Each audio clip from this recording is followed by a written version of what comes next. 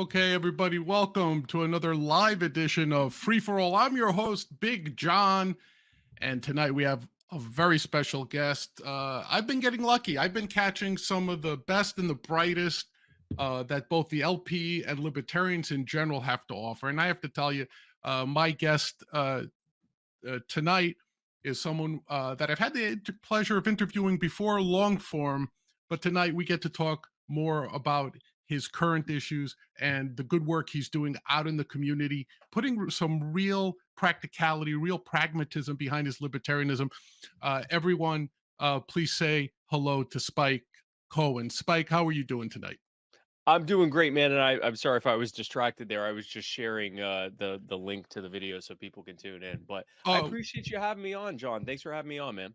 yeah, man, and always a pleasure to talk to you. And I say this with all sincerity.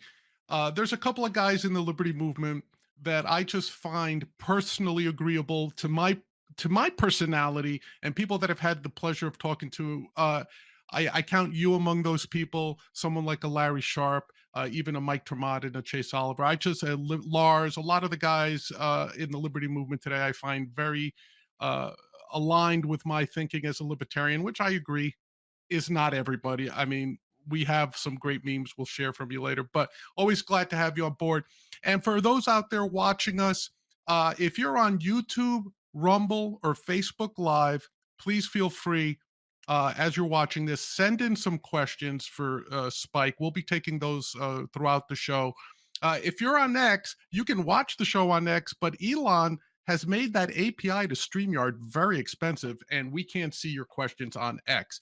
But we are monitoring the feed itself, so if we can get that in directly, we will as well. But if you want to send in your questions directly, YouTube, Rumble, or Facebook Live. All right. So one of the things I wanted to discuss with you, Spike, right away, is your nonprofit organization. You are the power. You Yes. guys do some great work. For those that follow Spike on X, you'll see him put up these notices every so often about families being reunited in the positive sense. But unfortunately, Spike, we also see a lot of this continued, what I consider to be abuse by the Yeah. state, literally tearing families apart. And tell us a little bit. I know you've been focusing on Georgia recently. Yeah. Tell us a little bit about the situation that you are the power is trying to tackle in this realm. Sure. So it comes down to child trafficking by the state.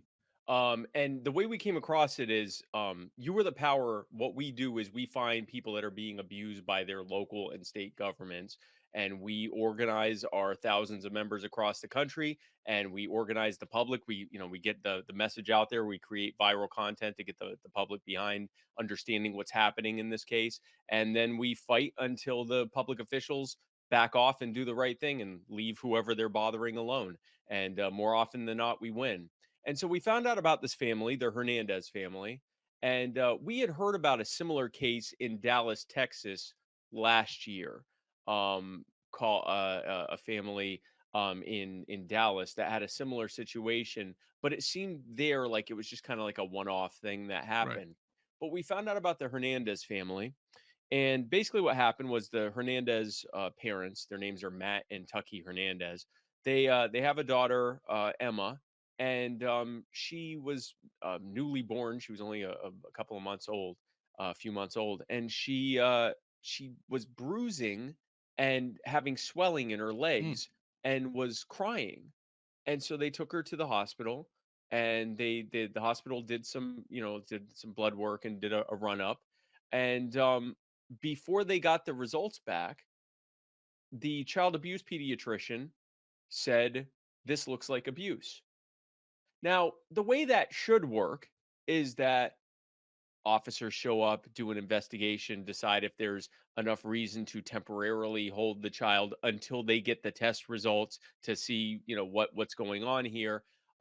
Instead, they just seized both kids huh. and they arrested the parents. Even after a caseworker came to their house and reported that the home looked perfectly fine, the children looked very well loved, they still seized the kids, and they charged the parents.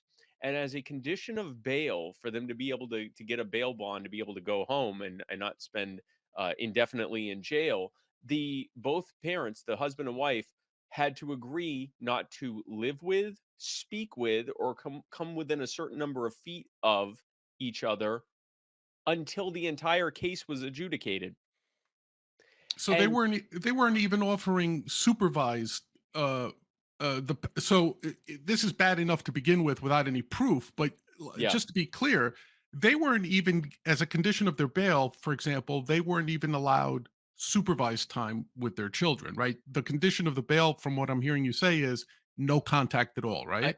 initially, not only were they not advised not allowed supervised visitation of their kids, they weren't allowed to be around one another as husband and wife.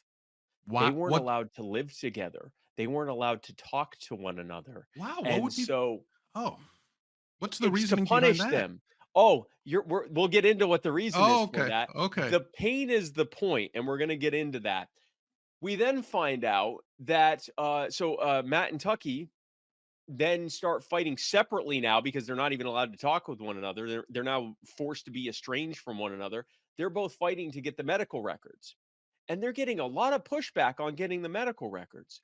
And when they finally do get the medical records, they find out why. Every bit of evidence shows that there is no reason to think that there's abuse, and there's every reason to think that she has one of two possible chronic health disorders, either neonatal rickets or osteogenesis imperfecta, both of which do cause the exact injuries that she's seeing, and that there was no other evidence of anything that would indicate that there was actual abuse that was happening that was causing these fractures and this bruising that they were seeing. It's a connective tissue disorder that's causing it.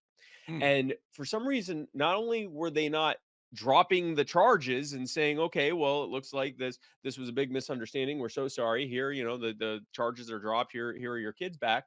They were fighting to not give them the records. So then they get the records, they go to court, where the family court judge refuses to hear the medical expert testimony from the medical experts that their attorneys hired, saying that there was no cause of abuse. The only testimony she would allow was of a child abuse pediatrician who hadn't even originally seen Emma, and who said, "Oh, yeah, well, if you look statistically, these cases like this tend to be abuse."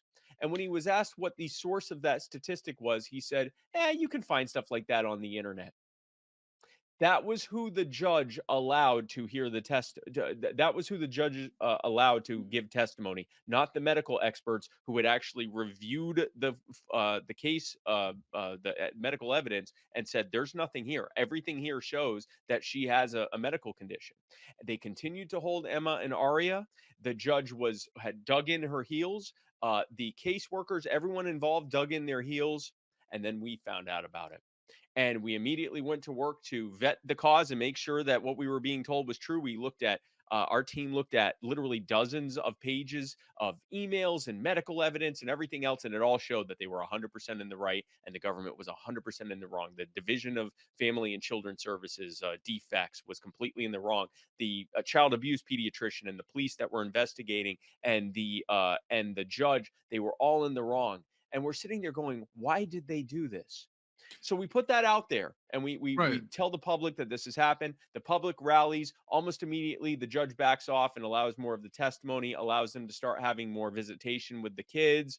Um, uh, Keep the sort of incremental backing off over time. Eventually, allow them to temporarily be out of foster care and to live with relatives, so that they can actually see them on a more often basis and without supervision and things like that. Still not living with the family. And while that's happening, excuse me, a bunch of other families started coming to us in Hmm. Georgia and in other states. And they all had the exact same story. Their kid was sick. They took him to the hospital. Kid was taken from them. They were charged. Many of them were also forced to be estranged from their spouse or their partner. And we saw the same thing over and over again. And that they were being railroaded in court. The police weren't really doing their job. Child abuse pediatrician had a history of calling cases abuse. Had, in some cases, some of them had even been kicked out of medical systems in other states because they just called every case abuse. But yet they're being hired in Florida and in Georgia and in Texas. What's going on here? And we see it over and over again. And that's when we found out, Under Title 4 of the Social Security Act, the Federal Social Security Act, the federal government pays these people to call cases abuse. The original reason for that was to that there were all these child abuse cases, and the states just didn't have enough money to fund it. So anytime that the Child Protective Services said that there was abuse, the federal government would help give them money to help cover the cost of looking into the case and everything else. Gee, I wonder what could go wrong. They're It, not paying them to do their job; they're paying them to call it abuse. And if they call it abuse, they get paid money. If they get put in foster care, they get paid even more money. If they get permanently removed from their parents and they get placed permanently for adoption, they get even more money. And if it turns out that kid has a health issue, then they get even more money. So what happens is when these child abuse pediatricians see these sick kids, they don't think, wow, this is a sick kid, we better get them help. They think, cha-ching, we're going to get the maximum amount of money. It's child trafficking. so Spike, because what you just said is mind blowing. So I just want to pause for a second and let it sink in. And my Yeah. questions may almost seem pedantic because I'm stunned now, literally. So I'll just, bear with me, please. So what you have literally described goes beyond, I think, mere politics. So, for example, No. Yeah. Yeah. as you first started relaying the story, I'm like, Yeah. well, not that I agree with any of this, but I've seen it happen, say, in New York City, where overzealous uh, caseworkers were burned where they allowed an abuse case to go through. So now they're Yes. they're super tight Yep. with everything, right? So Hmm. as you first started the story, I'm like, well, maybe this is that case and it was an error, but at least it was due to an overzealous caseworker. But then as that story went on, not only did it become political, like at the point where you said, well, the judge relented only because you are the power, help focus some attention and get Yep. some attention to it. Because if he Yeah. was still convinced that it was abuse, no amount of pressure would have gotten him to change his mind, right? Or her Exactly. mind. So Exactly. so Yep. now I'm thinking political, but now you're throwing like the fork ball at me by saying there's incentive at every step of the political ladder here Yep. to steal or to break up families by taking their children away from them. Yep. This is horrifying, Spike. And Yep. when you said this is, when we had talked previously, you said, hey, man, I've got a case of like systemic child trafficking. And it's Yeah. not the one you Yeah. see in the movies, right? It's something that's happening under our noses, under the auspices of I assume, is it state governments or the federal government or both? Well, so it is the state government agencies, whatever each state calls their child protective services. And it's, Okay. DCFS in some states, DFCS in South Carolina is called DSS, it's, CPS. There's a bunch of, but Right. their state's child protective services, but it's partially funded by the federal government. And so Mm, what happens is because the federal government's funding it that way, the states end up funding it the same way. And so you're getting state and federal money, and you're right, there is also the CYA aspect of it, that you got a caseworker, and here's what they know. If and it starts at the pediatrician, it starts right at the beginning, the CAP, the child abuse pediatrician. And I want to be clear for a second, there is no such thing as child abuse pediatrics. Like, that's not a specialty. It's right. literally a doctor that didn't get taken by any of the private practices when they got out of residency, and so they find out that they can get a job with the state, basically working at the children's hospital. And if a case comes in that involves a fracture or bruising or anything that might potentially be abuse, Right. they take a look at it. But they're just doctors. And it's literally just a GP, a general practitioner doctor. And when the caseworker, the CAP, the caseworker supervisor, the family court judge, everyone down the line, if they don't call it abuse and it turns out to be abuse, well, now they have to deal with the guilt of the fact that they didn't stop that abuse. They're Right. now up for performance review, especially since they didn't get any money, because they're not getting that additional top up of federal and state funding because they didn't call it abuse. And so, well, why would I do that? Instead, if I call it abuse and Right. I just push it down the food chain, I stamped it abuse here and let the next group of people look at it. I get money, my department or agency gets money. If it turns out not to be abuse, okay, great, they get their kids back, but I don't have to worry about that. I just did my job. I called it abuse, and I got my piece of it. The problem is everyone's doing that down the entire food chain. That's child abuse pediatrician, the investigating and arresting officers, the caseworker, the caseworker's supervisor, the family court judge, the people overseeing the foster care system, the foster parents, they call them visitation thrive centers or visitation centers, the vendors that run these places that people go to do visitations of their kids that are in foster care, the entire network of adoption program, all of that gets funded through this. And so there is every incentive in place to call it abuse, whether it is or not, and Right. every disincentive in place to not call it abuse, even if it obviously isn't. And And so every they're literally paying them to look the other way and ignore the evidence that there's no evidence of abuse. and And there's that also yeah, leaves children more vulnerable to actual abusers because right. those cases require investigation. Right? Like someone who's actually abusing their kids is probably going to try to cover their tracks. And if the police show up, they're going to be evasive. But if you haven't done anything wrong and you don't understand how the justice system works, the cops show up and they want to talk, you tell them everything. You don't have anything to hide. I didn't do anything wrong. I just want my kid back. This is a huge misunderstanding. My kid was not feeling well. I understand you guys are trying to protect us, but we did nothing wrong here. Come into my home. I'll answer any question you have. Wait, why are you arresting me? It is a system of child trafficking that is incentivized through funding at the state and federal level. And what's even more concerning is for these children who do suffer from some rare malady, whether it's the rickets or some sort of anemia that may manifest as bruising, Yep. Yep. or Yep. brittle bone disease, or something to that effect, Ehlers-Danlos, or yeah, right? yeah, yeah, Then they're going untreated because everywhere along the line there's yep, these bureaucrats yep, telling you it was abuse, and yep, yet the child is still suffering because they still have the yep, underlying disease. What's yep, interesting to me here, though, Spike, especially in the Hernandez case, is the refusal of the judge to accept any other medical testimony yep. other than the one of the state abuse pediatrician, even though we know Right, there's no right, such right. thing, Yep, but the state yep, doctor, right? Like, yep. what do you think drove that? Because one would hope the judge is not incentivized in any way, right? No, the judge is incentivized. The family court system is incentivized to be a part of this. And the Hmm. answer is very simple. The reason that she didn't allow the testimony is because the entire case would immediately fall apart. If every bit of evidence shows that Emma Hernandez has a some kind of chronic health condition that explains this abuse, and there's zero evidence of actual abuse, case dismissed. There's nothing there. There's no reason, and then they can inform the criminal prosecutors that there's no case to be had, and that's the end of that. And so they're literally incentivizing this. And so now, some good news with the Hernandez family. The most recent update is that DFAX has dropped the case.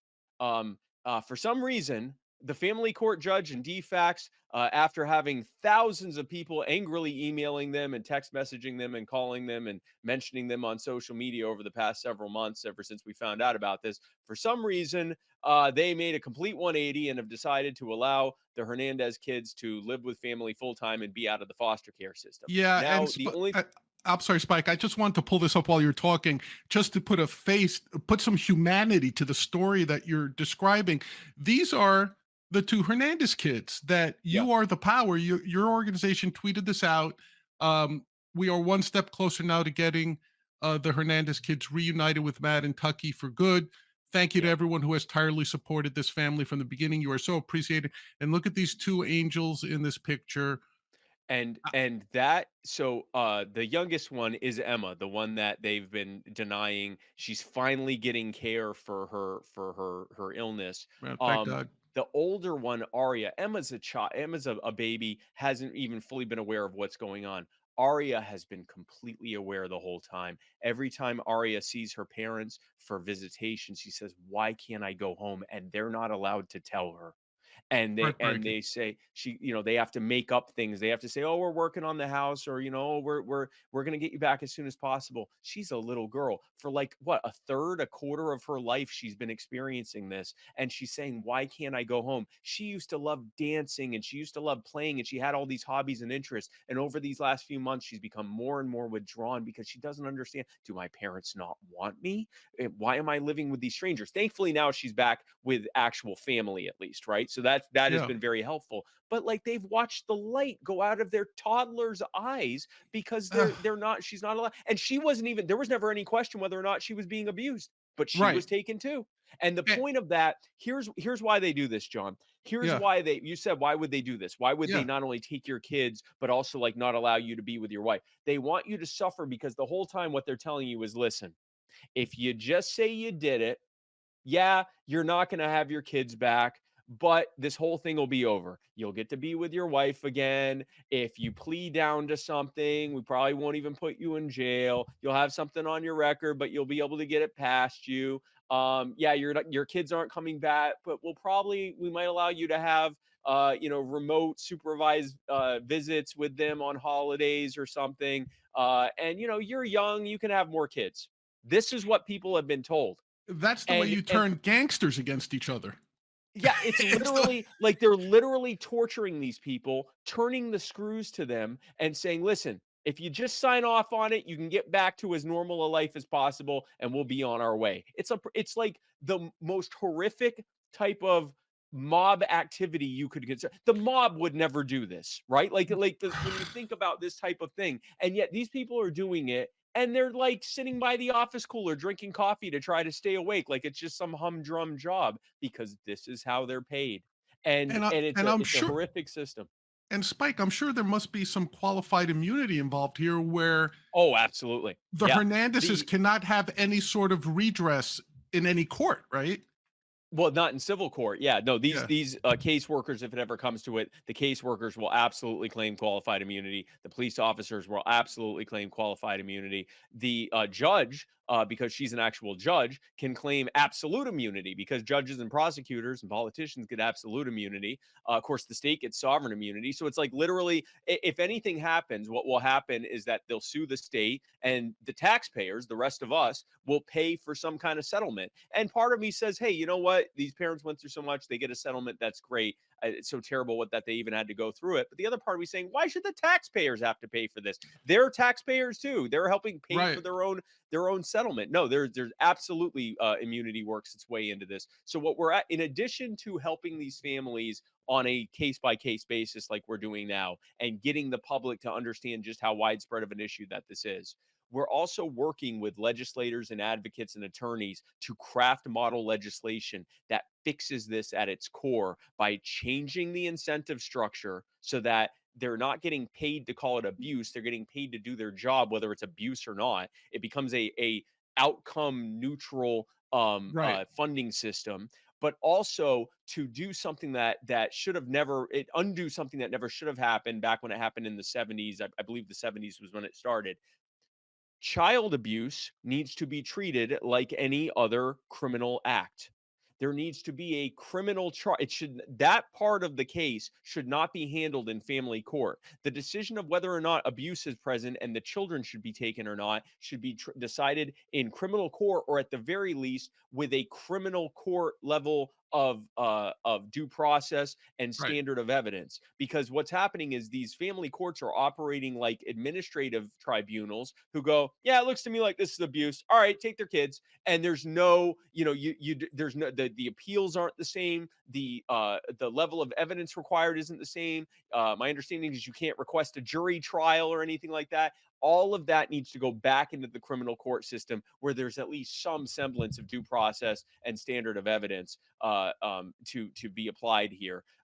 Those two things, it's not going to make it perfect by any stretch, but those two things. Oh, and if there is an exigent circumstance where the police determine, okay, listen, this could be abuse. These kids could be in immediate danger and they have to seize the kids. There has to be some kind of time limit where they have to either prove that there's abuse or give the kids back, whether it's 48 hours or 5 days or 3 days or whatever it is. You can't just indefinitely take the kids and go, oh, this was an exigent thing. That's why we've held them for the last year and a half or six Right. months or whatever. That's Right. nonsense. If you don't have enough evidence at that point to go forward with the trial, you got to give the kids back. And so those three things would make a major move towards fixing this at its core, so that the thousands of families that are going through this won't have to go through it anymore. That's great, Spike. And we have something from one of our viewers, Linda in YouTube says, how can I support your truth to power, Spike? Well, thank you, Linda. If you want to join You Are the Power, if you go to youarethepower.net, YOUARE, thepower.net, then you can sign up. Oh, there it is right there. You Yeah. can sign up today and become a member. If you're able to make a donation, you can either just make a one-time donation or you can become a paid member. Members are members. Whether you're a free member or a paid member, the paid memberships only come with, some additional merch and swag and stuff that comes with it, and the knowledge that you're helping to fund the work that we're doing. But whether you pay or not, we want you as a member. We want you to be a part of this movement. We want you to get regular notifications about the causes that we're working on so that you can help spread the word. We want you to download the app, which you'll be able to do once you're a member, so that you can get push notifications to your phone when the newest causes come out, so that you can be right on top of all of this. We want you to be a part of it. So if you go to youarethepower.net, you can sign up today. You can donate. You can do whatever it is that you are in a position to do to help us grow this movement, help people now, and spread the liberty movement in doing so.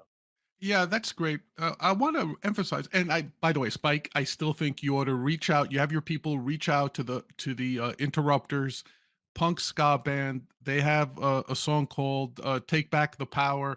I think it's perfect for your organization to Okay. let the people. I'll send you the link. I'll send Brian the link.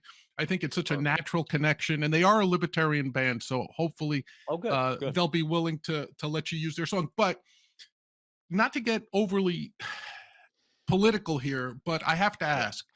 I hear this story. Thankfully, there was a You Are the Power. There was a Spike Cohen around to Yeah. say, "Hey, let's get involved on the part of the Hernandez family and other families like them." You mentioned Georgia as particularly being perhaps where something like this may happen more They're one frequently. of the worst. They're one of the worst. Also, they lost 2,000 children.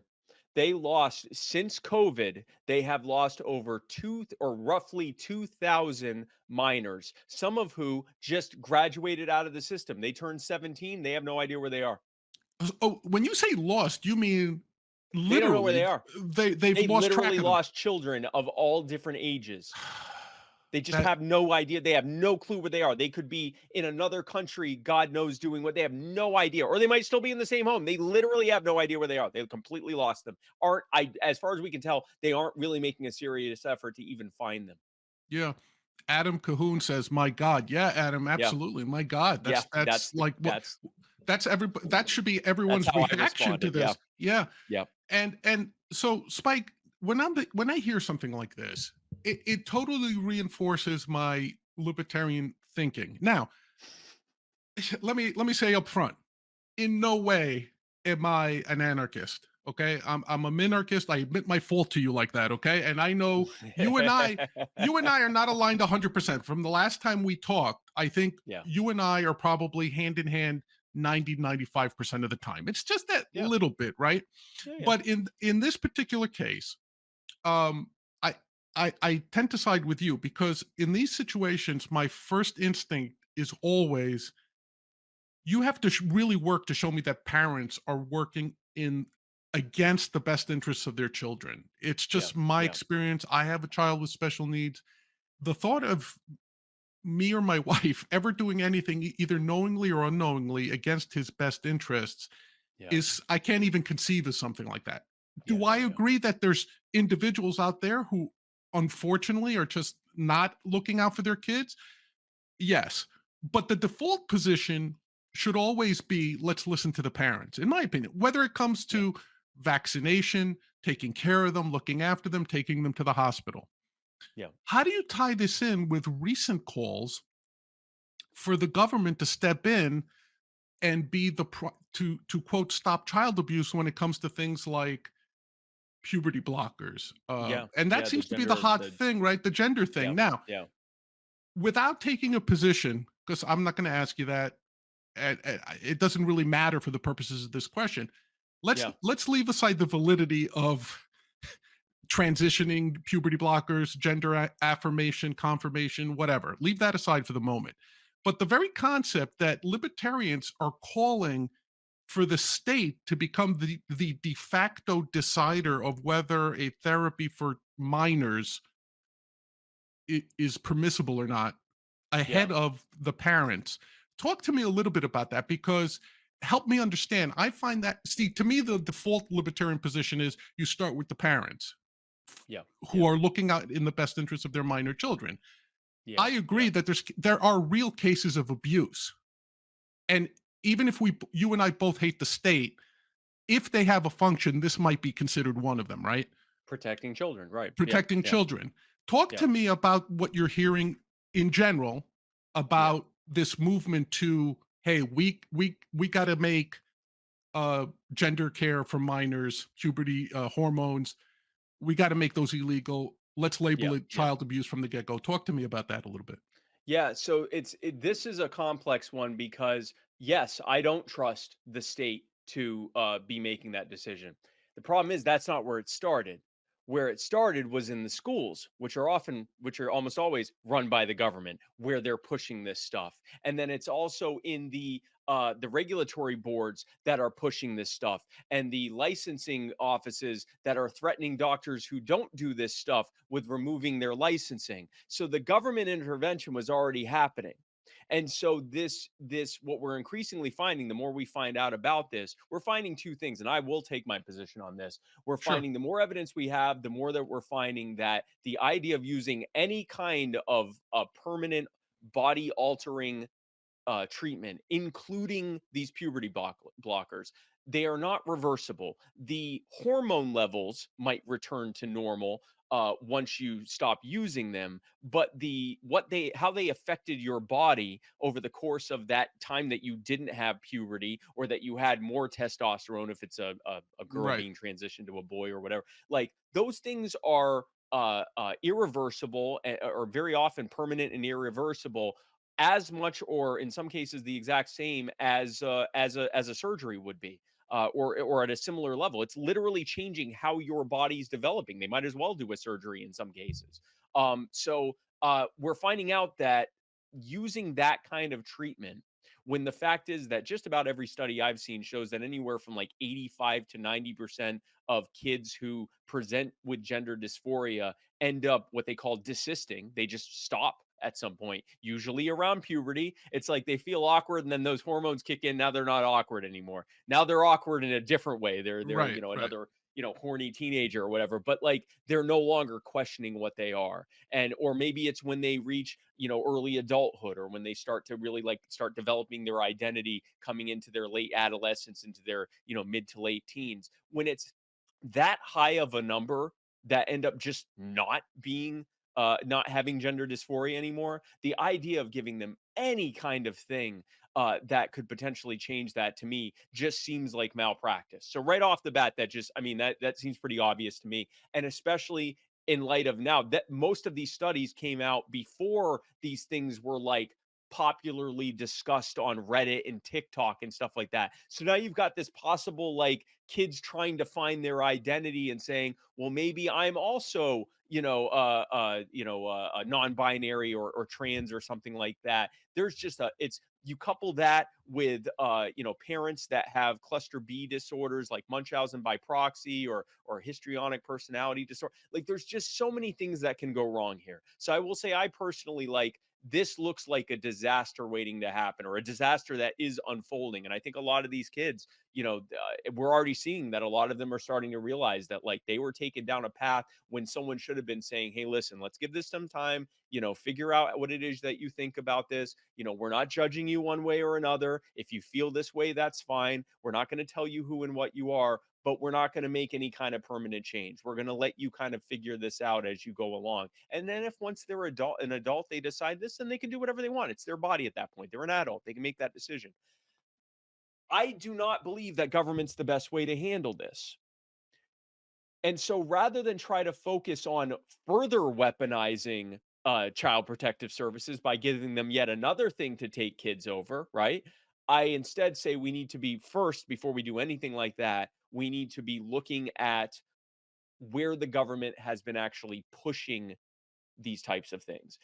We've seen too much where the government is working directly with big pharma to push for things that may not be as safe as effective as they tell us, and are Right. often trying to either mandate it or heavily pressure us and coerce us into doing so. I think right off the bat, I think we can all agree the government shouldn't have their thumb on the scale there. They should be letting science and doctors determine what's best for their patients, not trying to pressure them to go one way or another on that.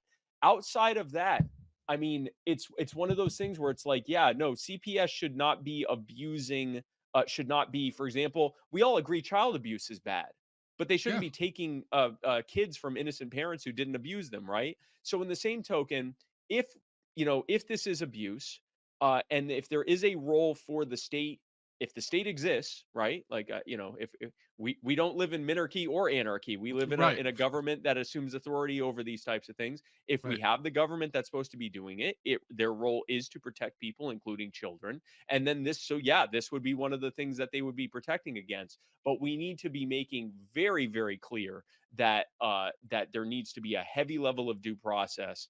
So long before I would be advocating for them to have more power, I would be pushing for the kind of model legislation we're pushing for, to make sure that any kind of accusations of mistreatment by parents or abuse or neglect by parents has a high standard of evidence, and a high level of due process, where they can't just be seizing kids and trafficking them left and right. But yeah, it is not as clear cut as I wish it was, because again, it's you have competing ideological elements within government. One side's trying to say, no, we're going to force doctors to do this stuff. And then you got another side saying, no, we're going to force them not to do it. And whether you think this one's corrective or you think this one's corrective, the reality is you have government basically pulling both sides of the scale. All of that, that all needs to stop. And then we need to, if there is any, if there is going to be a role of government to say, okay, we're going to protect kids from out of control parents who decide that instead of getting a designer dog, they're going to have a trans kid. That instead of that, if there is a role for them to protect kids from what is objectively does look like medical abuse, there needs to be a very high standard threshold, a high standard of evidence, and a lot of due process there, so that we don't just have CPS having yet another reason to traffic children like they're doing right now. Yeah, I agree with you, and I think that's probably somewhere where I would so. Again, in YouTube, Life of Agony says just despicable. I'm not sure if Life is referring to the original Hernandez conversation or even what we're talking about here. Yeah. But in both cases, yes, it is despicable, and so I agree with you because I find it funny that on the one hand we could say we've got a government that's so despicable as to incentivize the breakup of families. And it's not Yeah. theoretical here, right? It's not some No, slippery they're slope doing it. argument. Yeah. They're Yeah. doing it right now. They're literally doing it. Yeah. Do we want them to have the power to say, uh, in your kid's case, which again I think always comes down to the medical aspect of it, Yeah. your kid can or cannot take these hormones. Your kid is required to take the MMR vaccine, right? Because just as easily, some government bureaucrat can say, a kid who doesn't get the MMR vaccine, Yeah. that constitutes abuse, Yeah. right? I could see that and I mean, we kind of have it now, right? Uh, Mhm. so that to me is always going to be that bright line where, but in the model that you outlined, like, okay, let's say I'm a parent, I don't want to vaccinate my kid Yeah. for whatever reason, let me go to court rather than have the default position, the government saying, no, you must vaccinate your kid. The default position to be, come prove to me one way or another what you want to do for your kid isn't Or abuse. actually, Actually, we have to prove that Oh, the something's government, wrong, right? The and government, there right? has to be a, and I get what you're saying. Yeah, We have to, because what we're supposed to have is innocent until proven guilty. What we right. currently have is guilty, and you're not even allowed to try to prove you're innocent. Like, we won't hear your testimony. We won't, or your medical expert testimony. We won't look at your evidence. We'll just decide that you're guilty. You're guilty, and we're gonna wait to then tell you you're guilty in a few months when your trial comes up, and that's gonna be the end of that.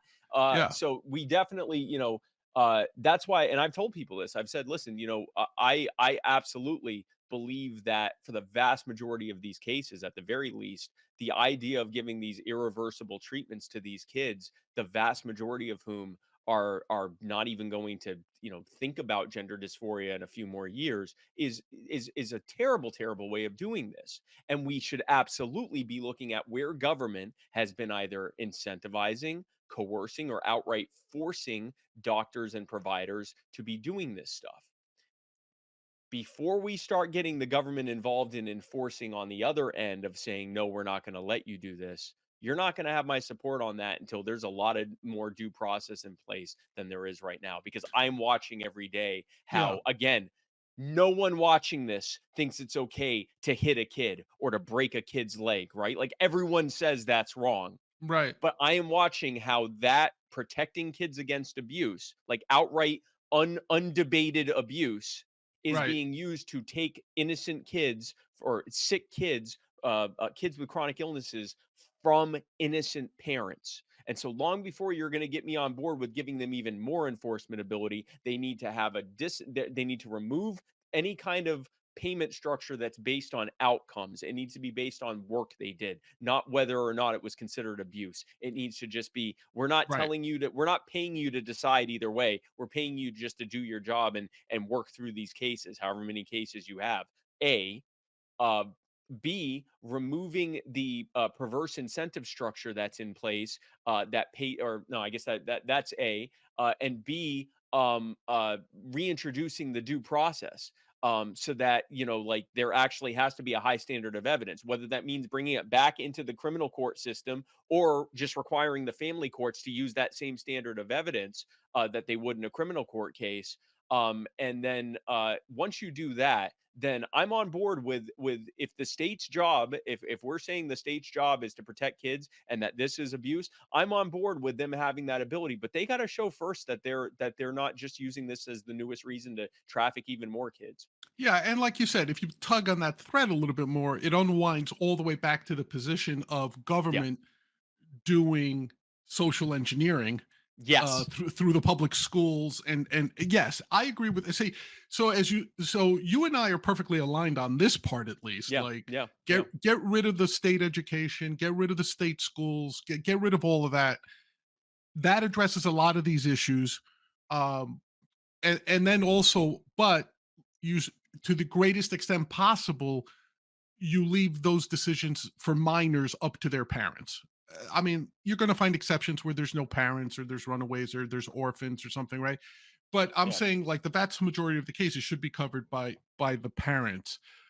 Just checking out some comments here. Linda says Glenn Beck was exposing this type of thing in Boston years ago.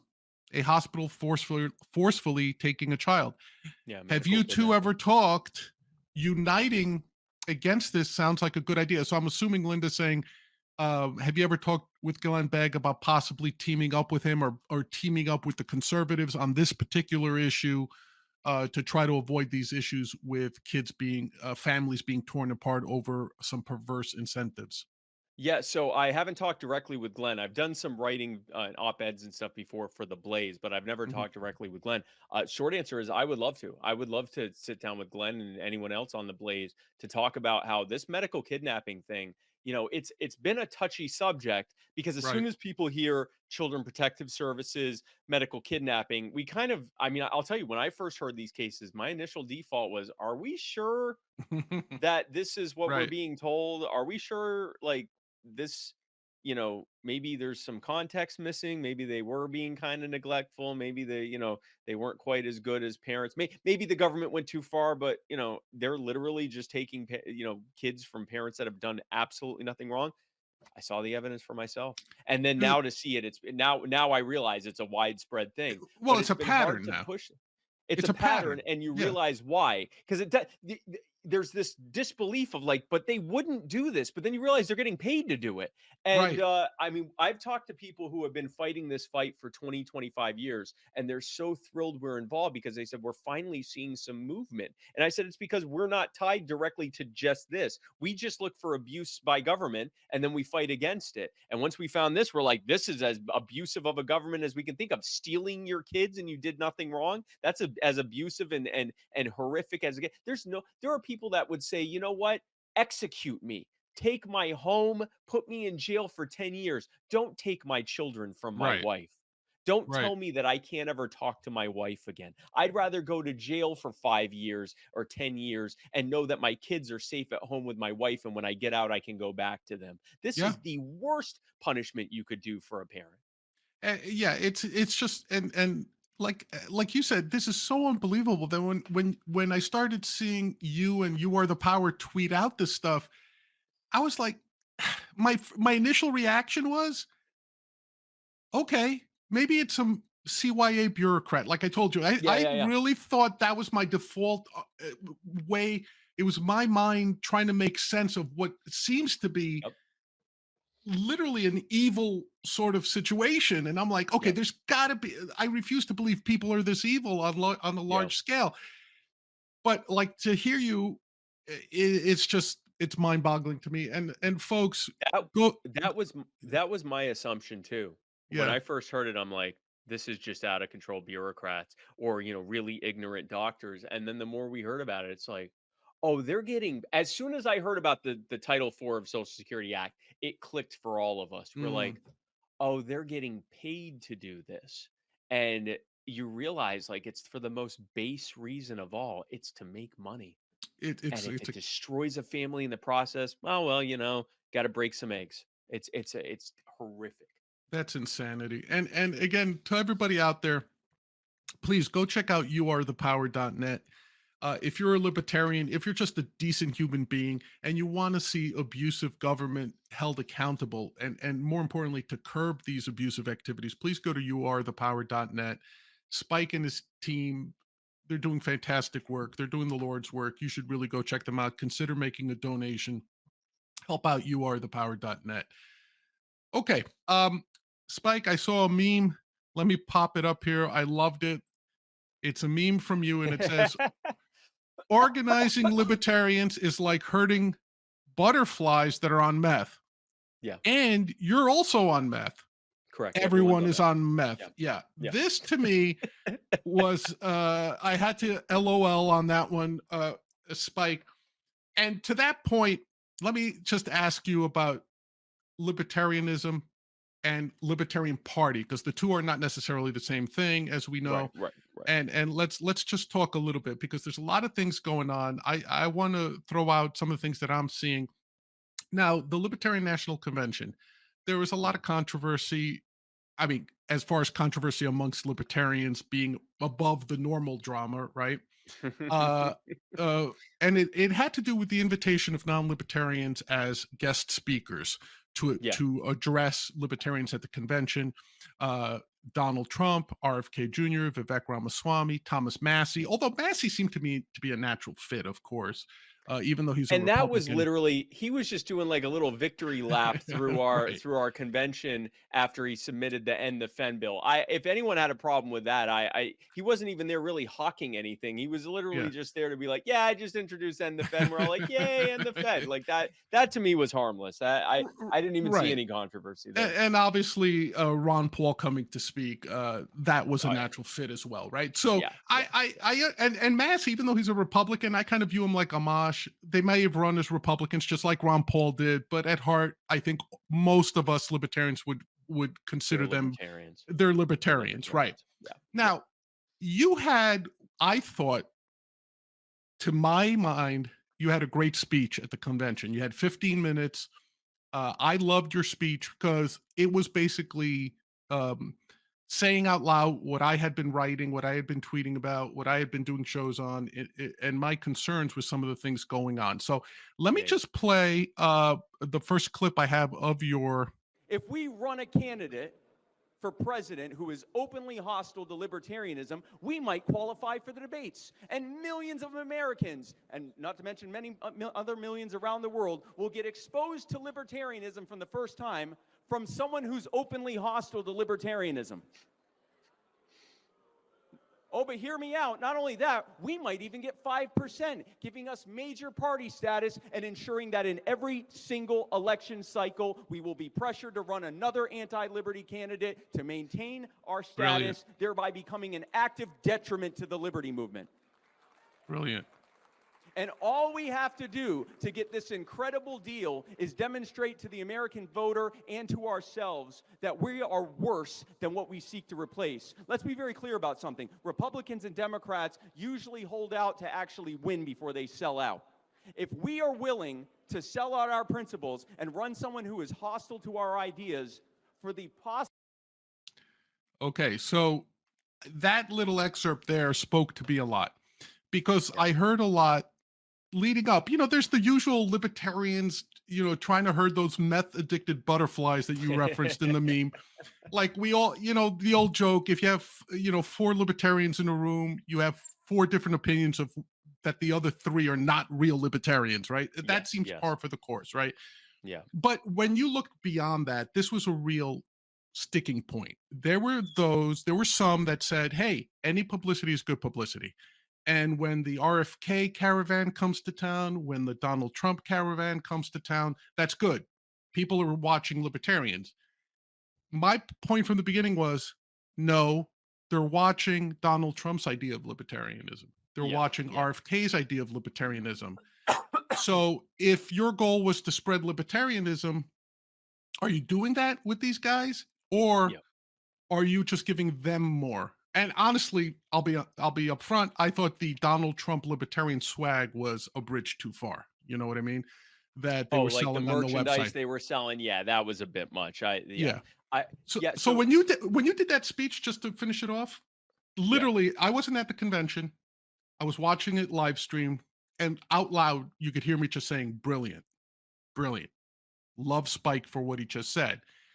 How was the reaction of the crowd when you said that? It seemed to me to be a little lukewarm. How did you sense it when you were up at the podium? So because of how the the audio was set up, you couldn't really hear from the audience. The audience was been basically universal agreement. And keep in mind, that was a speech that I originally was supposed to give at the beginning, at the open of business that day, before they started voting. But different things kept happening that pushed it further and further back. So by the time I was actually giving the speech, it was like the 4th round of voting or the 5th round of voting. So RFK had already been knocked out in the 1st round. So I wasn't originally, I was there to try to tell people, here's why the idea of nominating RFK is dead on arrival. And there wasn't really much appetite to nominate Trump like that. There were like, I think 3 people that wrote his name in or something like that. But there were maybe about 15 or so libertarians who wanted to nominate RFK. And so I wanted to make a point of, why he had already been knocked out. But at that point, I wanted to make a point why we should never revisit this idea of running these lukewarm or anti-libertarian candidates. It eliminates the entire purpose of the party. If all we care about, if our primary concern is getting 5% of the vote or getting on the debates, let's just be Republicans and Democrats. They win. They win the elections. They get on the debate stage all the time. And yeah, they don't represent our principles either, but at least we don't have to pretend they do. And if we join the GOP, we could maybe try to pull it in a more libertarian direction. But if we go to the Libertarian Party and we're pulling it in an authoritarian direction to try to get 5% of the vote, what kind of trade-off is that?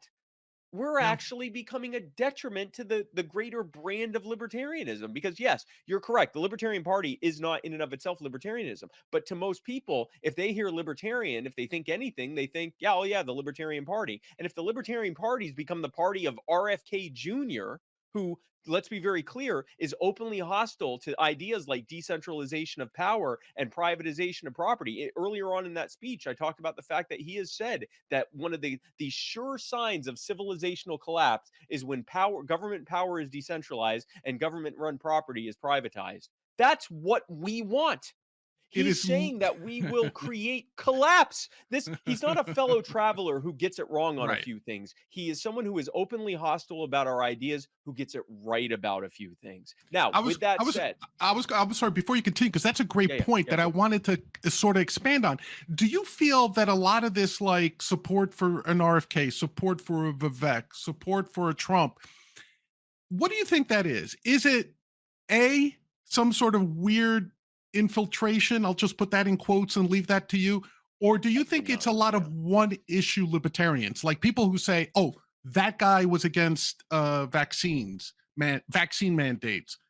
He's Yeah. libertarian So enough or so whatever.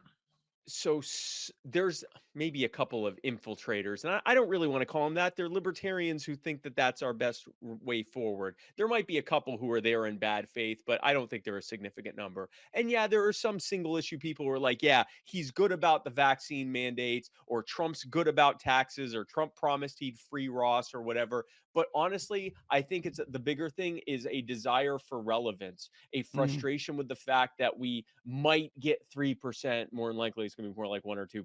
Might even be less than that in this cycle. Like, it's this frustration, like, well, why can't we get 5%? Why can't we get on the debate stage? And it's this hope that maybe RFK Jr. or Trump or Vivek or, back in the day, Bob Barr or Gary Johnson, they can be our cheat code to get there. And then we'll run libertarians after that. But that's like when people say this election's far too important. We got to vote Republican or Democrat this time. And then we'll vote Libertarian in the future. That you and I both know that's a scam, right? That whole like, if RFK, and I said that in that part of the speech you showed, if he got us 5%, every single election cycle, they're going to go, we need another RFK Jr. This isn't the time to do a purity test. We need to get that 5% or we're going to lose our ballot access. It would right. ensure that that's all we'd ever do. Now, with that said, I actually was not against inviting them to come and speak, but I said, this is an opportunity for one of two things, either for us to seize the narrative and have the media basically be forced to see what libertarians are about, or like you said, the opposite, where they get to frame libertarianism in the Libertarian Party and everyone just talks about how we reacted to them. Unfortunately, it became more of that. And here's why. The convention started Friday morning. RFK didn't speak until Friday evening, and Trump didn't speak until Saturday evening. We could have easily decided to seat the delegates, pick our presidential candidate, pick our VP candidate, and then when Barbie Kennedy speaks, our candidate is right there, standing right there. We could have him standing there like this, staring him down the whole time he's talking. And anytime Bobby mentions how he wants Trump to debate him, we could all yell out, debate our guy. He's here. Debate Chase or Rec or Lars or Mike Tremont, Right. whoever got it, Jacob, Josh, whatever, whoever won the nomination, say, pick, our guy's right here. You're at our convention, nominate or debate him, right? And now the media would have to cover that. And Right. we'd have our nominee go up to the media afterwards and go, hey, I liked when Bobby said this. Unfortunately, he didn't say this and he didn't say this and he said these things and those are bad. That's why he won't debate us. Or I'm glad he debated so we could explain to him why he was wrong about that. We could have seized the narrative. And coming into Saturday, we could have had our nominee right there next to Donald Trump, effectively debating him, right? Yeah. But instead, what happened was we spent all of Friday arguing over who was even going to be seated as a delegate. And then we spent all of Saturday arguing over who the chair was going to be. No one outside of the delegates cares who the chair is going to be. That's something we could have done on Sunday. Why on earth that became more important? But here's the problem, John. Mm, Politics and the democratic nature of politics incentivizes us to look for the differences, focus on those differences, form factions along the fault lines of those differences, and then endlessly fight each other about what we disagree on. Even if it only makes up this much of what we believe, that's what we're going to focus on. And over time, it builds resentment. And now my opponent is my enemy, is my existential threat. The reason that they cared more about who was going to be seated for delegates and who was going to be the chair than who was going to represent us to the entire world is right. because to both factions, both main factions, That was an existential question that determined whether they even wanted to be involved at all or not. And so it didn't matter if we were squandering an opportunity to have our candidate in front of tens or even hundreds of millions of people who may already be beginning to decide who they want to vote for. They didn't care about that because they didn't even want to be a part of it if their side wasn't in charge, if their delegates weren't seated, if their nominee wasn't the presidential nominee. That is the reality of factionalism. When libertarians get together and argue endlessly, we are ironically proving ourselves right when it comes to politics. This is not a good way to organize people, and it actually kills libertarianism. Libertarianism is based on respecting people as individual human beings, on recognizing their individual autonomy and their self-ownership, and then from that comes our ideas like private property rights and non-aggression.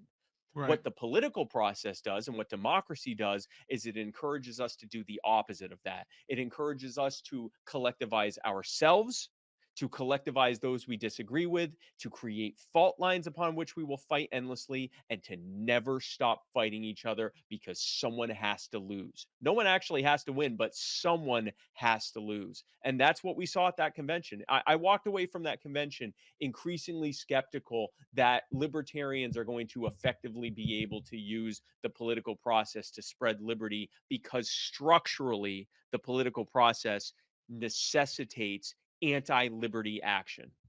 Yeah. And, Spike, I talk to you, I get a reasonable person. I'm listening to a reasonable person, and I'm talking, and I can hear someone who has put thought into it. To your point, I was against inviting non-libertarian. Well, let me put it this way: I was against inviting other parties' presumptive candidates. And I understand that. Right? That. But Yep.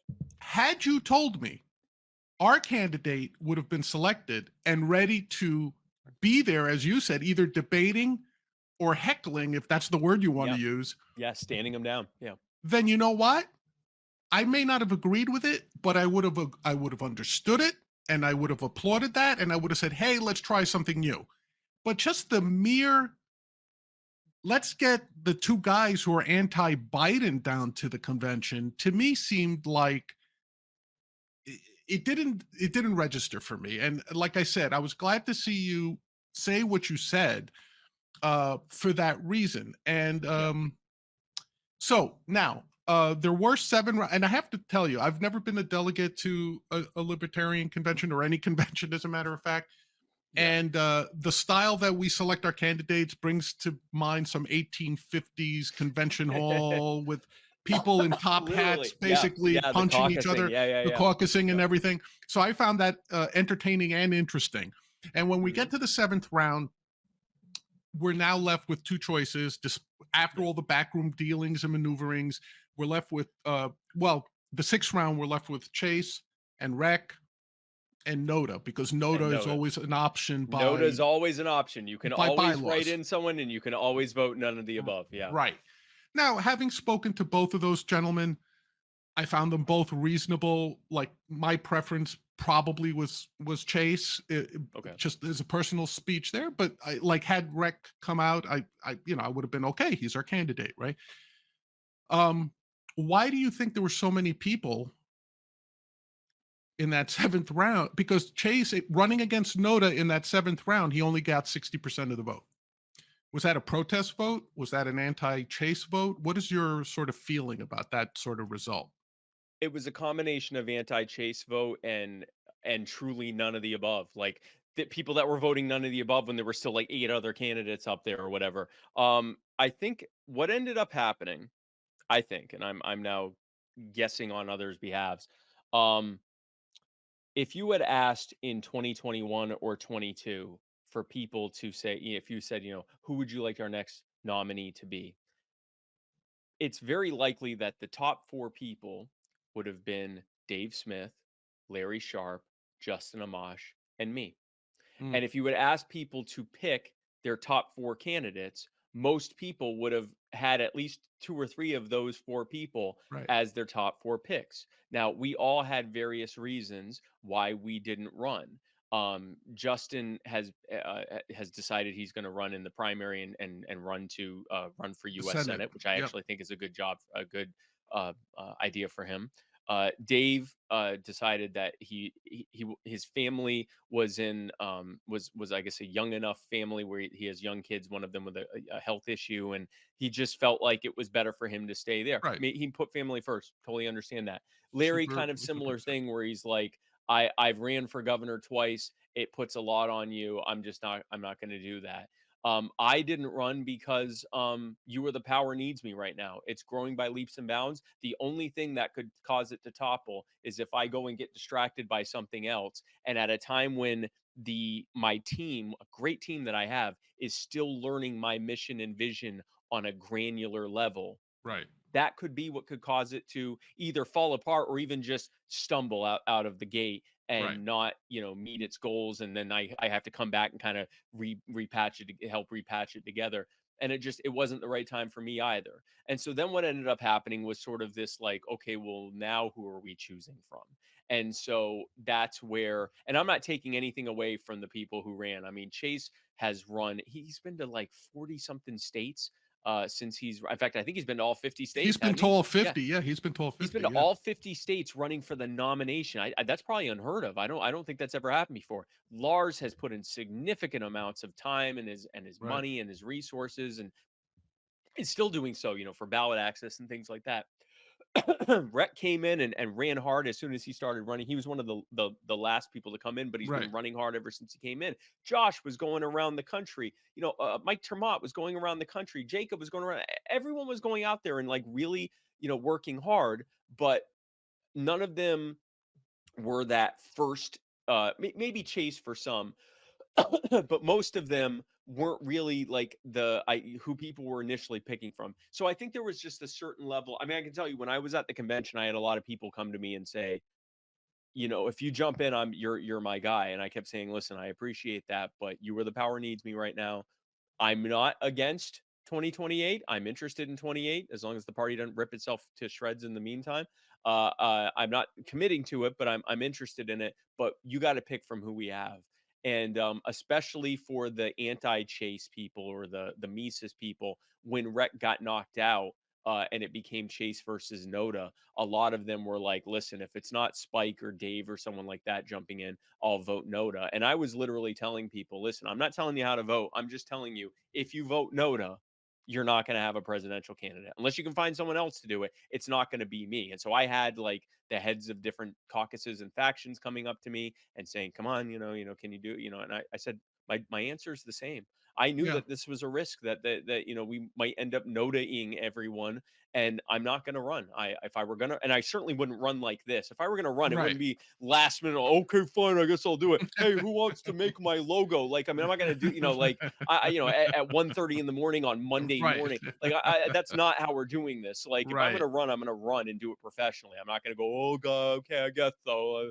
We're gonna have a fun few months here. Like, no, that's Yeah. a great way to have a really bad campaign. There's no way I'm doing that. Well, it's a And good way to it's a good way to a nervous breakdown too, I would think. Like oh yeah, no, it's a great way to but you know what? I would literally just be like, well, this is what you wanted.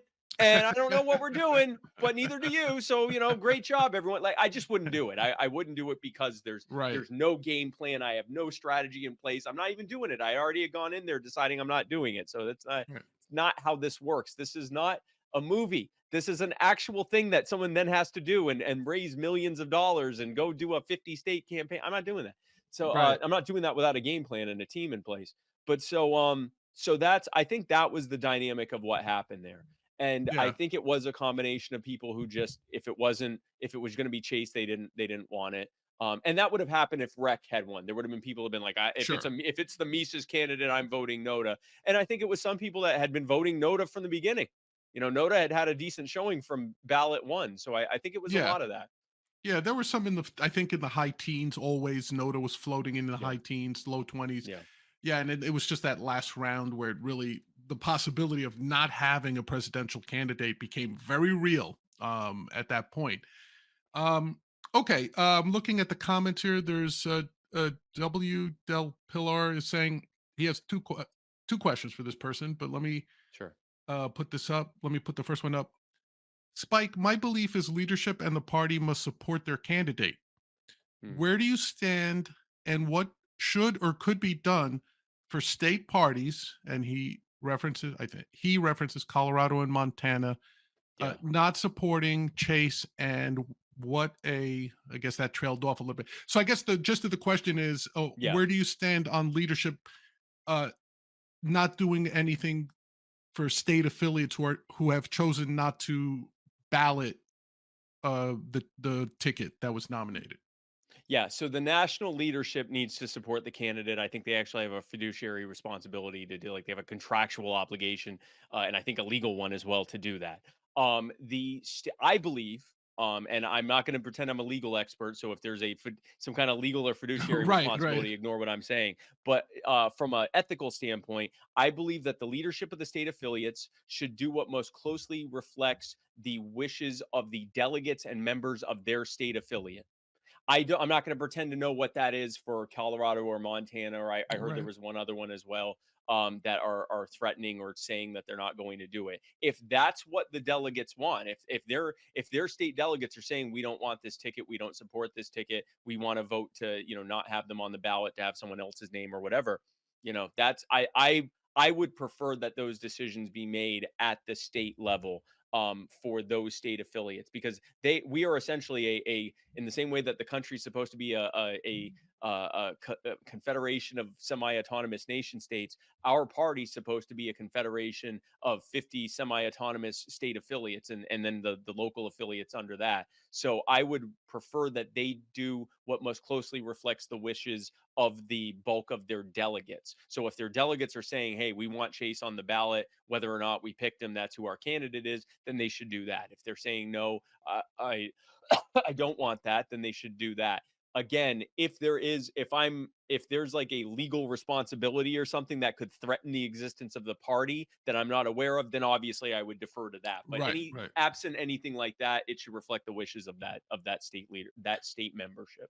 Okay, and I guess the second part of that question that got cut off, they put in the second comment, which was, and what about national leadership? How can you hope to spread liberty if national leadership won't support their own candidate? Yeah, no, I think if you're in the LNC, or if you're, in the leadership of the party, the delegates through our process have picked the candidate, and if an individual is not able to support them, then that's fine. That's what your job is, though. So if it's something that you can't do, then maybe you should step down. And my understanding is there is an actual legal and fiduciary responsibility. So that's not me trying to call anyone out. I don't. Right, right. I try to remain as blissfully unaware of all of this as I possibly can be. So Yeah. I don't even know if there are LNC members that are threatening not to support the candidate or not. I honestly don't know. My Yeah. understanding is, I know Angela put out something endorsing Chase and saying what her strategy was. I don't know much past that. Yeah. So I don't know about LNC or whatever. My understanding is that if you are in the leadership of the party, whether it's in the executive committee or the LNC, that you're actually legally, like, you have a legal fiduciary responsibility to Right. support the candidate. Right. If that's not the case, which I believe it is, but if that's not the case, I still think it's like, okay, but you're in the leadership of the national party who just chose their candidate. So Right. I would defer to saying you should most reflect the wishes of the national membership, and the national delegates pick Chase. That's it took a while, but that's who they picked. Right. No, I agree with you. And I think for people who have been weaned on Democrat and Republican politics, right? This is confusing to them, right? Because their primary system, you know who the candidate is going to be You before the already know they're convention, bound. Yeah, yeah, yeah, right? yeah. Before it ever rolls around, like, and really the only potential would be a faithless elector or two, right? But um to people who have not been through the libertarian nominating process, it is almost like, why do we bother having primaries if it's not binding on the It's delegates, all right? it's So all non-binding. Yeah. it's all non-binding. So I think a lot of people, and I tried to do my best, as to the greatest extent I could, to publicize this, is watch that convention, see what happens on the floor to the greatest extent that you can, if you can't be there, and see what's going on there. uh Linda, what is the makeup of the Libertarian Party? Leadership is Mises, but what about the general situation overall? Chase took the victory. Thus, it would seem that the party is split. What are the different factions? What factions are there? So I guess this person Yeah, wants to know, like, hey, Spike, if someone is new to the libertarian politically, not yeah, philosophically, but politically, yeah, what's all this mumbo jumbo, Mises, classical liberal caucus, yeah, yeah. radical caucus? What's going on Yeah. with the So party? so the party again, party politics and democracy create these duopolies. We have one in Washington D.C. and we had a second one in D.C. during our convention. But it's literally like that's just the nature of politics. Is people tend to fall into one of two main factions and then they fight each other endlessly. We create these duopolies and all the horrific dynamics that come from that. The caricatures of one another to each other and all of that. So broadly speaking, the Libertarian Party has always had two main factions: the radicals and the moderates or the pragmatists. And there are some people in the so-called radical camp that are more pragmatic and moderate, and there are people in the moderate camp that are more Right. radical and so forth. But generally speaking, that's been, and it's, in the past it's been the Rothbard caucus versus the pragmatists. The Rothbard caucus later became the radical caucus. Most recently, it's been the Mises caucus versus the classical liberal caucus. But it's a tale as old as the party of two main Right. factions. The Coming into the convention, Mises Caucus had a slight edge on the delegate count, as far as we can tell. And the best way to show that is that the winner of both the presidential debate straw poll and the vice presidential debate straw poll were the Mises picks, Mike Rechtenwald and Clint Russell. Clint In fact, Russell, yeah. that's why Clint was the one who did that debate with Vivek Ramaswamy. Right. He was picked as the winner of the VP debate. The reason that he and Rec gave their speeches before Trump were because they were the winners of their straw polls. So they were, yeah, basically the presumptive nominees coming into Saturday night before Trump spoke. There was a thing that happened where I don't know all the details, but basically, Michael Rechtenwald took some kind of an edible, and I guess because of nerves or whatever, and I think also may have just kind of been very stressed out about it, and so it affected his performance in both the speech he gave before Trump spoke and then the press conference he was in with Chase and with I, Mike th- Termott. I think that's the one that people are most remember the most, was that Yeah, yeah. post Trump, when they were debating what was left of the mainstream media, Yeah, answering they were questions. doing a press conference afterwards, and he that's I don't know if he took the edible before he gave his first speech Right. or after, but it was very obvious something was going on when he was doing the Right. press conference. At the very least, it might have just been nerves for the first speech, Sure. but for the press Sure. conference it was obvious something was happening. And he actually ended up just kind of leaving. He said that he was getting frustrated with doing this over and over again. Someone out in the crowd said, "Well, then get off the stage," and he did. And Yeah. and so based on that, I think there was a combination of delegates who kind of went home because they thought, "Well, I don't even, I don't even know what I think anymore."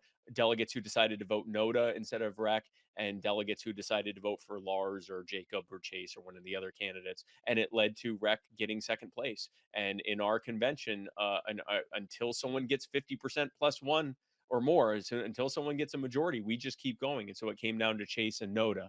And so that's the problem that the party has right now. Chase Yeah. won the nomination, but the majority of delegates, and broadly speaking, the majority of members, wanted someone else, and so and did not want Chase. And so that's an uphill battle for Chase. And if there are people in national leadership, and I don't know if this is the case, if there are people in national leadership who are not endorsing Chase or are hesitating to endorse him, that might be why, or that may be their justification of saying, "Hey, listen, the majority of delegates didn't want him, the majority of the party members don't want him. He's the minority pick." But regardless, it's a 2024 was going to be a difficult year for libertarians anyway, because third parties in general we have a harder time running when there's an incumbent running for reelection. Well, there are two incumbents running for reelection, and they Right. both are lightning rods for the opposition. And Right. so the level of lesser evil voting is going to be at an all-time high this year, even worse than 2020. which And I then what abhor. little it's going to be well, I Yeah, abhor it as well, but yeah. unfortunately, that's what motivates. Most people are motivated primarily by negative Yes, partisans. They're I voting agree. against someone, Yes. which means even if you're a better candidate, they don't care. They just want the one they think is most likely to beat the one they Right. hate the most. Yes. And then what little air is still left in the room for a third party candidate, RFK Jr. is going to get most of that. And then what little is still left for, let's call it the fourth party candidates, you've got Cornel West, you've got Jill Stein, you've got like some like fairly heavy hitters in the third party world. And so it was always going to be very difficult for whoever our nominee was. And then this time around to have our nominee also deal with the fact that, a significant, at least half, possibly even a majority, probably a majority of the party didn't want him and wanted someone else. I do not envy Chase the position he is in And, right and now. It's a difficult one. and I have to tell you, like when you and Joe ran in 2020, you guys got around, what was it, 1.2, 1.4% total? Something like that. Yeah. Yeah, Yeah. Right. 1.3, 1.2, somewhere in 1.4. there. Yeah. Something But just sub 1.5. Yeah. you guys beat the spread in, I think, 3 or 4 swing states that went Biden. I think more than that actually. But yeah, we Okay.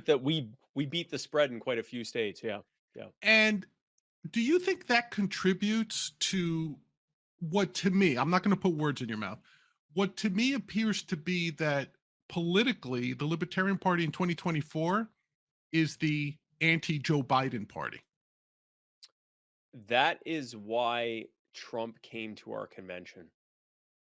Because he feels we cost him those He states. he has said in interviews, I like think I've shortly heard him after say it too, but shortly after the at least in one or two interviews, and shortly after the election, I think even when they were still counting results, I mean, like early on, he was like, "I'd have had this, but they voted Libertarian," and he falls into the whole like, really, they're just conservatives; they should be voting for the Republican Party. Like, Republicans who we're basically smoke these weed. Yeah. wayward Republicans who need to just come back to the Right, fold right. or whatever. But no, I think he absolutely believes that that he, those were votes he should have gotten, that we should have voted for him, and that we were the difference between him winning and losing. And I mean, it's true. If 95% of us had voted for him, he'd have won the election.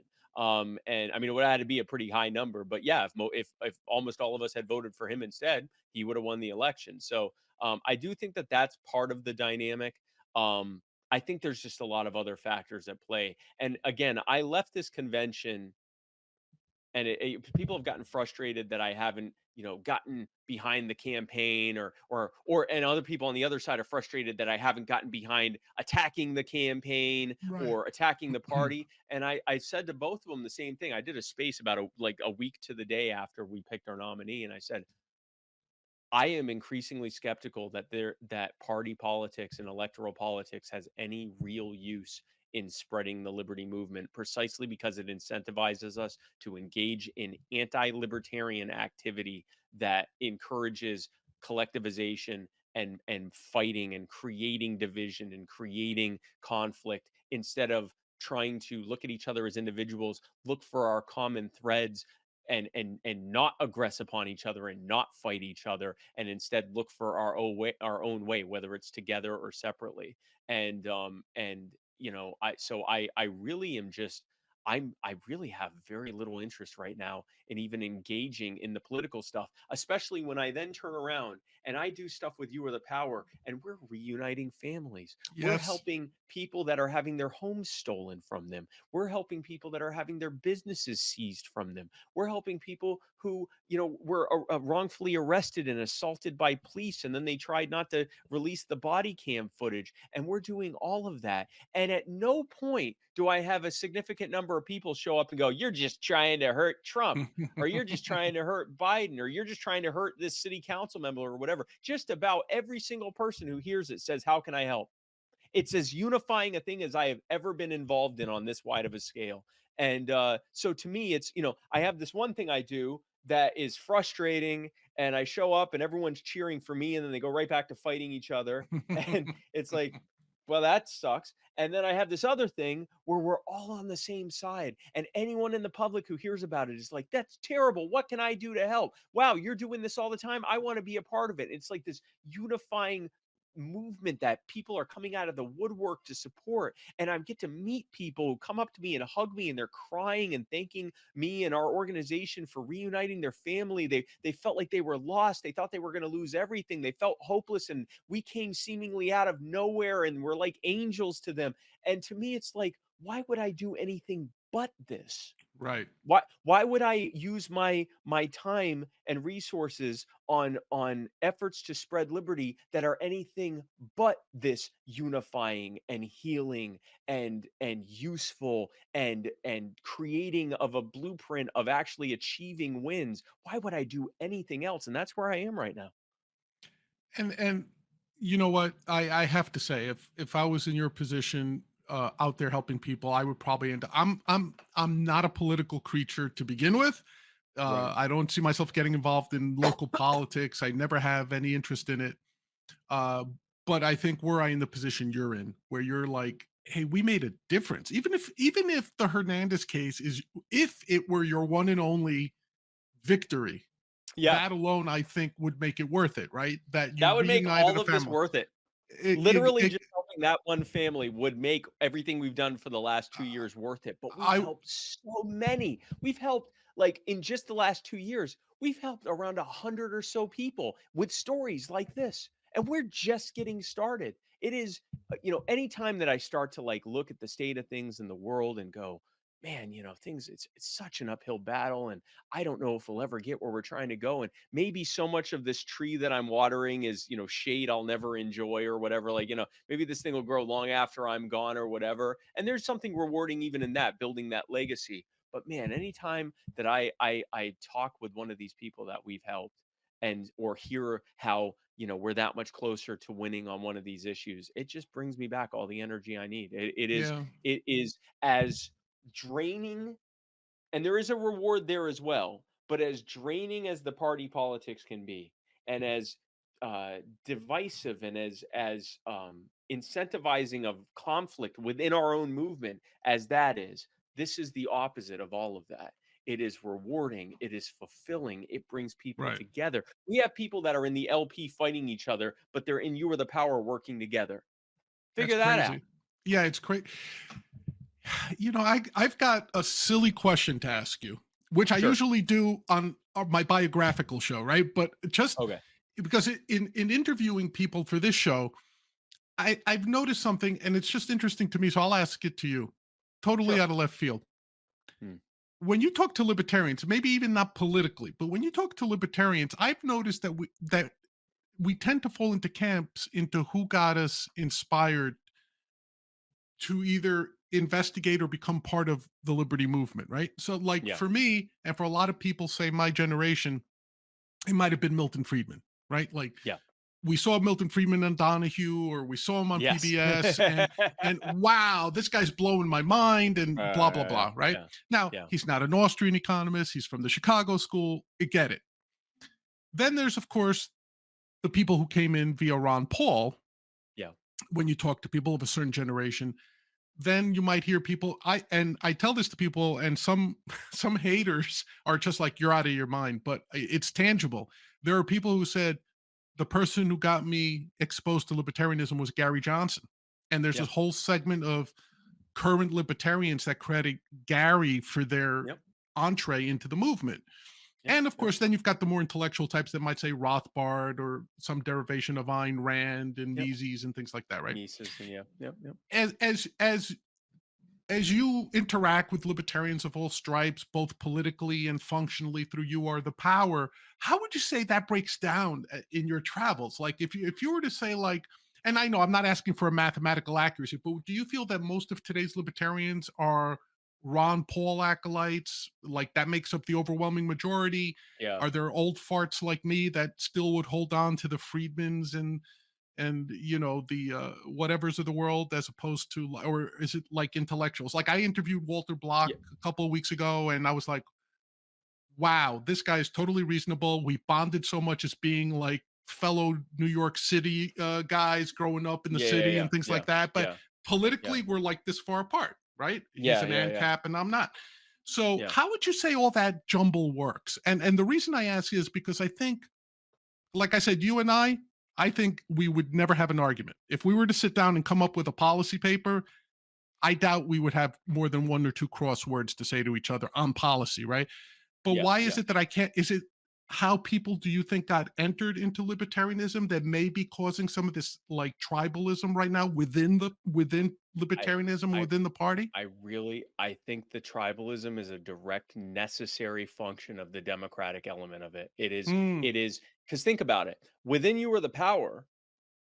We have Republicans and Democrats and soccer moms who don't even have like strong political opinion. We have people of every political stripe and no political stripe working together all day long. Why? Because we are united on our mission.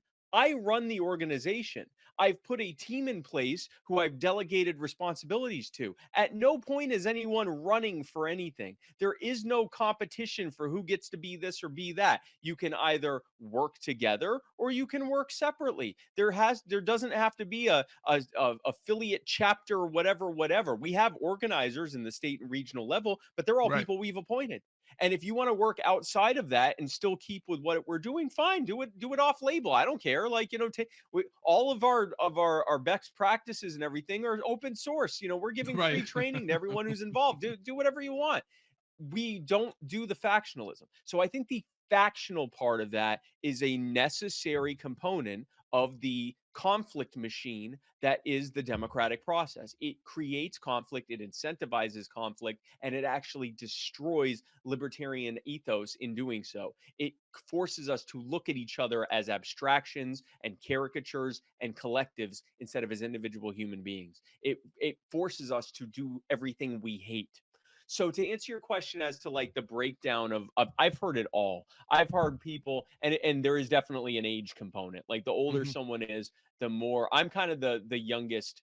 Although that's actually not true. Every once in a while I'll meet some like kid in his 20s who will say, "Yeah, I saw this like thing come up of, Milton Friedman destroys Phil Donahue. I didn't even know Right. what either of those names were, and I Right. watched it and it was the most intelligent thing I ever saw in my life." So you'll get the free to choose kids and stuff, but for the most part, there, yeah, it is kind of an older thing. I was like that last group of kids that would tune in and on TV and Right. see Milton Friedman, going after Donahue or doing his free to choose infomercial series and stuff like that.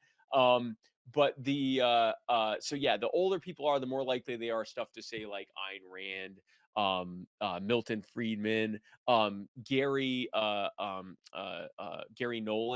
Mm. That's one of the founders of the party. Founder of the He party, brought a yeah. lot of people. Harry Brown, he's someone that brought a lot of people. Ron Paul seems to be, everyone from people that first heard about him in the 80s when he ran as a libertarian candidate and he was on Morton Downey Jr., all the Right. way to like kids now. He's just been evergreen for so long. He's been so long in the movement. Mises, Rothbard, those are ones that I've heard a lot. I hear a lot of Dave Smith.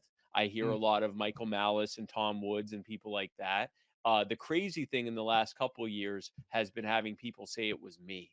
And that Mm. brings like that sends chills up. And I won't say it's like a lot, but when it happens, it's like every time it sends a chill. I prepare myself to go, well, actually, and I know they're going to say me. It's just the way they say actually. I'm like, they're about to say me, and they'll say me, and I still get that like because I'm like, wow, you're here because of me, and that like even saying it right now, I'm feeling it. It's nuts. But yeah, Does it give you a chill because it's a compliment and you may have trouble accepting compliments, or is it some sort of sense of responsibility in that, hey, what's coming out of my mouth is actually having an effect on people? Do you know what I mean? um, Like, I'm not. I'm sure there's some aspect of that. I think the bulk of it is a combination of just the compliment slash right. ego stroke of someone saying it. But I think the biggest thing is just realizing it just happened again while I'm saying it, so it must be this.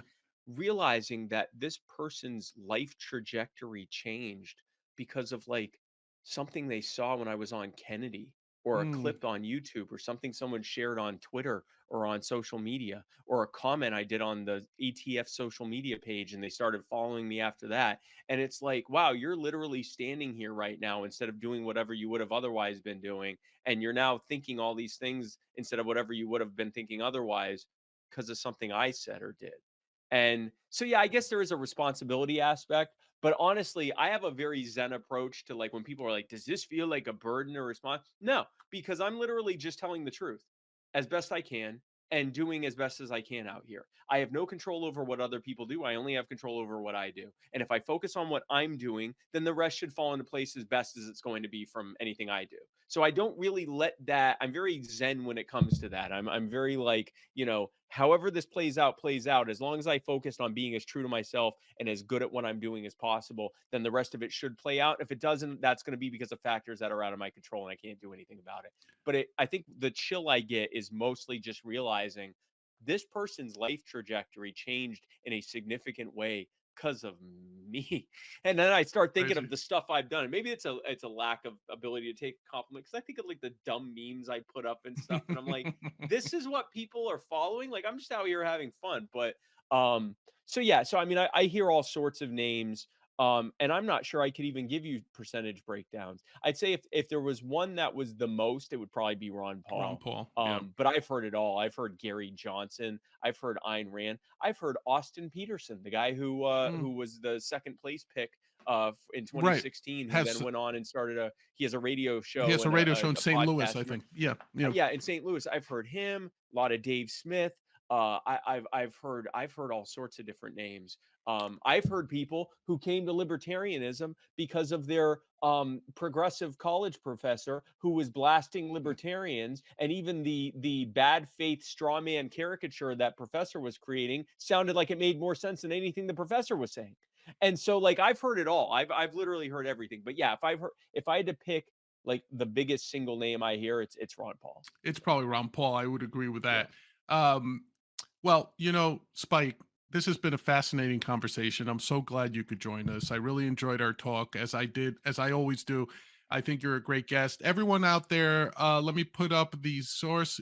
Please go check out You Are the Power. Go to youarethepower.net. See if you could chip in. See if you could help Spike and all his volunteers and his entire organization. Help them get accomplished what they're trying to do. They get results, people. They're putting families back together. If you're someone who's ever said child trafficking must end, it's a horrible evil, Spike is doing that. Spike is doing that. So go to youarethepower.net, give them a hand, help them out. And I'm not sure, but I thought I heard a Spike 2028 somewhere in this interview. I heard a Spike 2028 as a possibility. If I could get Spike, maybe get Larry Sharp, maybe the two of them team up. I hope they get along. I think they do. I love it. Larry's great. And we've joked about, would it be, it makes the most sense for it to be him as president and me as VP, but only because then it's Sharp Spike 28 and it sounds like a threat. Like, we're going to get you with a Sharp Spike. No, I could see the poster. I could see that poster. Let's make it happen. Because I could see that poster. And by then, maybe by 28, your vision of youarethepower.net will be entrenched, and it'll be cemented, and it'll be foolproof, and you can also take over the party. Everyone, once again, go to youarethepower.net. Until next time, thank you, Spike Cohen. And before we go, give people some contact. Give them some socials where they can follow you. Absolutely. I'm everywhere. If you look at me on the internet, you look for Spike Cohen, I'm on everything. I'm on Facebook, TikTok, X. I think I even have a Rumble channel. Yeah, I have YouTube. I'm on all of it. I'm even on TikTok, so the Chi-Coms and the kids can follow me. Like, I'm everywhere. If you want to become a part of youarethepower.net, we would love to have you. youarethepower.net. You can sign up today. If you want to follow the events that I'm doing and things that I'm going to be at, if you go to spikecohen.com, you can see my upcoming events. Join us again next time right here on Free For All. We'll have another wonderful guest, maybe not as wonderful as Spike, but we try our best. Go to freeforallshow.com.